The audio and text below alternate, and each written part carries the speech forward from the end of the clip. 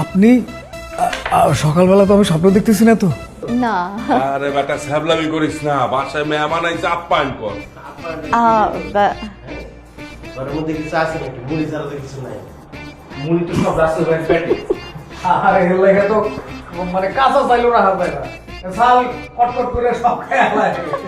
আরে বুঝছি তো, তাহলে একটা কাজ কর ভাই, যা দোকানে যা, দোকান থেকে খাবার দাবারের ব্যবস্থা কর।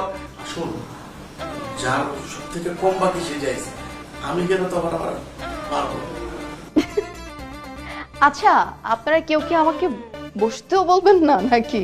ঠিক আছে, আমি নিজেই বসে নিচ্ছি। Please please. ঠিক আছে, আমি আমি বসে নিচ্ছি, আমি নিজেই বসে নিচ্ছি। জি জি। আচ্ছা, আপনারা এক একটা কি বলেন তো? না মানে না, আসলে এত ফর্মালিটিজ এর তো কোনো দরকারই নেই, তাই না? আমি যাই সিরিয়াসলি, আমি যাই। কারণ আমি যদি একটু বেশি সময় থাকি না, তাহলে আমি পাগল হয়ে যাব, নাহলে হাসতে হাসতে আমার পেট ফেটে যাবে। আমি যাই।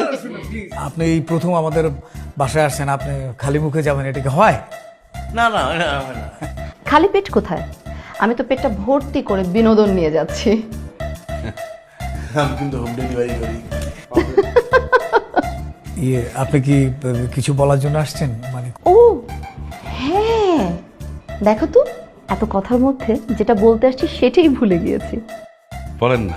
বলেন না প্লিজ, বলেন। একটা কথা বলার ছিল, কিন্তু কিভাবে বলবো আর কাকে? আরে এত ভাবার কিছু নেই, বলে ফেলেন তো, যা বলে মনে ফেলেন, আসে বলে ফেলেন।